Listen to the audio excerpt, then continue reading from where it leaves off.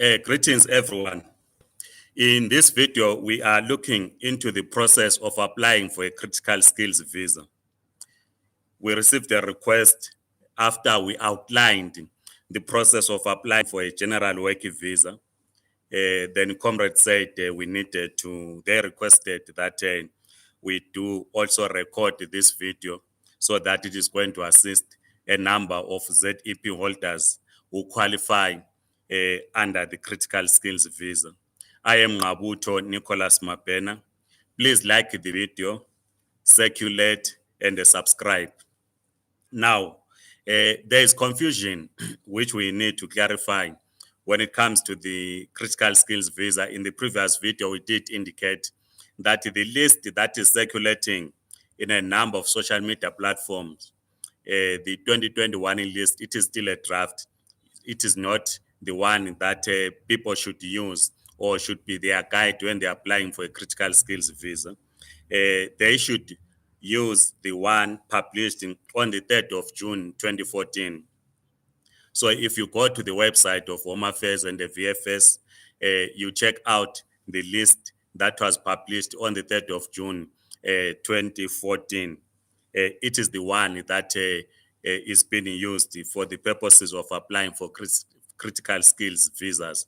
The other one, the 2021, which is still a draft, once it becomes officially gazetted, it is then that people can use it. But for now, please use the 2014 one.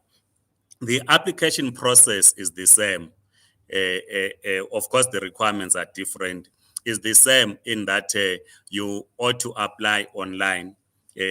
At the VFS, in the previous video, when we spoke about the application for a general work visa, we did indicate that there are centers, VFS centers across South Africa.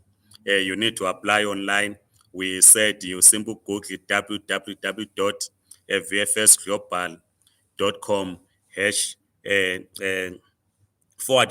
/ South Africa / DHA. You then get you will have access to the form which you need to complete. So you also complete a form but indicate the category under the critical skills visa which you are applying for. And we also said that before you even complete the form, you need to have all your documents in order so that when you submit, you don't have problems. And we said that you either, after you have completed the form, it will then it will indicate whether you will have to indicate whether you want to pay cash, that is, you pay at the bank. The system will generate a bank account for you, which is Standard Bank, and go and pay. But if you want to swipe on the day of the appointment, you can also do so, which this we also explained. Then you go and submit in person. Maybe let's look into the categories of critical skills visa, maybe just two sections, because comrades are keeping asking us. They will send us, no, I'm a boiler mech, I'm a this, my trade is this, do I qualify? Then the comrades will want us to go through the critical skills visa on their behalf to check if they do qualify. It is really tiring. It's easier if you yourself, because you know your qualifications, you simply visit the website, you check if your qualifications are listed. Let's look into, of course, there's agriculture, which speaks about agricultural engineer, agricultural scientist, forest technician. Those are, it's under agriculture, part of the critical skills. But most people that are talking to us are in the information, communication, and technology. So they always ask us, comrades, do we qualify? So under this section, the critical skills which are required if you have these qualifications is the Cisco solution specialist. If you're in the industry, will understand what the Cisco specialist solution is. Cisco engineers, solutions architects in telecommunications and ICT, integrated developers, network analyst, IT security specialist, system integration specialist, enterprise architecture, data center operations, network specialist, bracket security, database specialist, Microsoft system engineers, network controllers, AV specialist, in bracket antivirus, and then a desktop support engineer. So these are the critical skills. So if you have one of the qualifications that I have gone through, you qualify. Now, in all this, you need to be registered with a professional body because there is a professional body. You cannot simply say, my skill is listed in the list, therefore you apply. You must be registered with a professional body. So the requirement, if then you qualify, it says in terms of the requirements that you must submit confirmation in writing from the accredited professional body, council, or body recognized by SAQA, which is South African Qualification Authority, or any relevant government department, confirming the skills or qualifications of the applicant and the appropriate post-qualification experience. And then the second requirement, which you need to submit, proof of application for certificate of registration with the accredited professional body, council, or board recognized by SAQA. The third one, and under this area, proof of evaluation of the foreign qualifications by SAQA, translated by a sworn translator into one of the official languages of the Republic. I guess if, say, someone is from China and they're applying for a critical skills, they need a translator as it is stated here, but I don't think this is really applicable for Zimbabweans because the official language is English and English is official language in South Africa. And then the fourth one, proof of employment within 12 months after obtaining critical skills work visa in a form of an employment contract specifying the occupation and the capacity in which the foreigner shall be employed. So these are the general requirements in every profession or every critical skills when you're applying. So when I was going through the list, these are the dominant. These are the basically the requirements that are needed when you apply. So we know that some comrades, when they obtained the DZP in 2010, they then upgraded their qualifications. They are already working for companies using their skills that they acquired. But some might not have registered with the professional body because someone took advantage to say, well, I've been working for this company. I've now acquired a critical skill. The person has been on ZEP, did not need to register because was not migrating. But the requirement now, as you migrate, you also need to then be registered with a professional body. So even if your critical skills qualifications are listed, but you are not registered with a professional body, you will have challenges. So you run the risk of having your application rejected. And also because they need to check in terms of the your certificate. This is why they refer you to the South African Qualifications Authority to check if the institution that you studied under is recognized international or recognized for in South Africa, so that we are then considered. Let's also look into the second category. I have skipped the others, but most of the comrades that are talking to us are also in this category. It's under trades. Trades, remember, in the 80s, 90s, Zimbabwe used to have what was called apprenticeship. So most comrades did apprenticeship.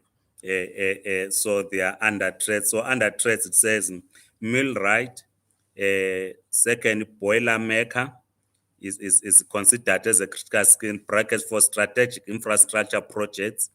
Third one, industrial machinery mechanic. Fourth one, pipe fitter. If you are in the industry, you understand what a pipe fitter is. Double coated welder. The next one, rigger.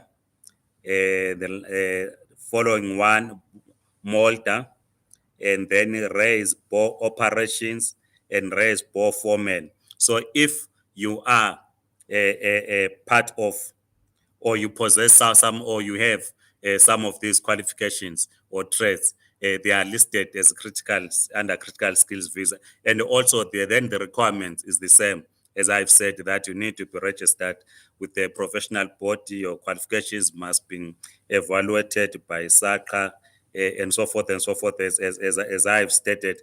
Let's look into the last one. The list is long, so I've just said I will pick where most of those that speak to us are, because I will not read the entire list. So if you are not in the category which I'm speaking to, the list is available, as I've said, in the website, which you can check. But let's check under academics and the researchers. And the first one says doctoral graduates acquired abroad in brackets. I am not very sure because say you acquired your PhD at VETS or UNISA or whatever institution in South Africa, you are already working. I am not very sure whether you will need a, a waiver to say because you did not acquire a doctoral degree in South Africa, because here in bracket says acquired abroad. And so I am not very sure whether that will be needed. But just to be on the safe side, you can submit also a waiver to say you acquired your PhD in South Africa, you are already working, therefore you need them to consider granting you a visa, a skills visa, so that you continue working in South Africa. So, like I'm saying, I'm not very sure whether it is a demand, but to be on the safe side, because my interest is drawn to what is placed in brackets to say a doctoral a degree that is acquired abroad, not in South Africa. And then, of course, the other ones, researchers, there are a number of researchers in a number of areas. Researchers, with many of whom are in the science areas or technological areas, yes, like researchers in computing, researchers in space science and technology. So it's a whole list of researchers that is listed here. Yeah. So the list is actually long for researchers. So you can go through the list if you are an academic, and see if yours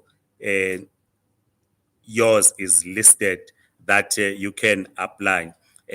What is clear in this one is, if say you have a master's degree, again you need maybe to have a waiver, because under here, under academics and researchers, the master's degree is not listed. What is listed is a doctoral qualifications or your PhD. Yeah. So these are the requirements. This the list of the critical skills. So if you think you have some of these qualifications, please do submit your your your application. And then it says professional accreditation bodies and councils. You have, of course, it's a long list again, which you need to check. Like, for instance, Agricultural Research Council, the other one, Banking Sector Education and Training Authority. There's a Council for Quality Assurance in General and the Further Education and the Training, Umalusi. So it's again, it's a long list. South African Veterinary Council, Transport, and the Transport Education and Training Authority. So it's a long list. There are 48 in total. So you can, like I've said, just go through the list to check the professional accreditation bodies and councils, which one you fall under. So there are about 48 of them. So I can't read the entire list. So you read yourself if you do have these qualifications. If you have not registered, I'm not sure how long it takes to register. I think it depends on each professional body. Say if you're in the engineering and you want to register with the Institute of Engineers, it might be different from someone who's in the computing.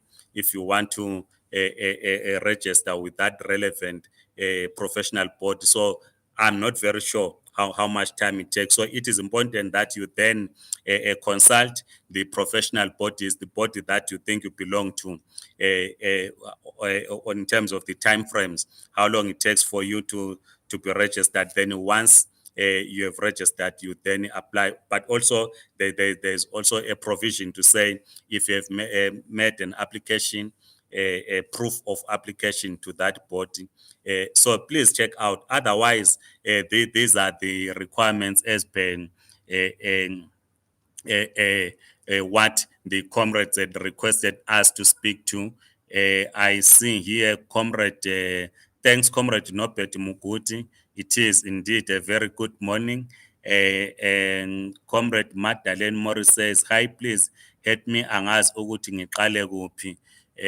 I would imagine, Comrade Magdalene Morris, that you might be of low skill, or what is considered to be low skill, and you might not be qualifying. We have been speaking to this in the previous videos. We know the challenges that comrades are having, those that do not qualify. Otherwise, thank you so much. Please like the video, circulate, write your comments, and subscribe. Thank you so much to all of you who have subscribed. We should keep on subscribing. And Comrade Bernard Muchangami says, morning, Comrade, I'm on ZEP. I would like to know the requirements to apply for artist visa. Artist visa, I did not see in the list, but just visit the website. Like I've said, that in all visas where you qualify, they are listed. There's a list. If in terms of qualification, yours is listed, you can then apply. If it is not listed, it means you cannot qualify. You then check under the general work visa, which we have explained in the previous video. Please refer to the previous video on general work visa, and also refer to the video that we recorded on the waiver, what a waiver is and how you apply for a waiver. Otherwise, thank you so much. Goodbye.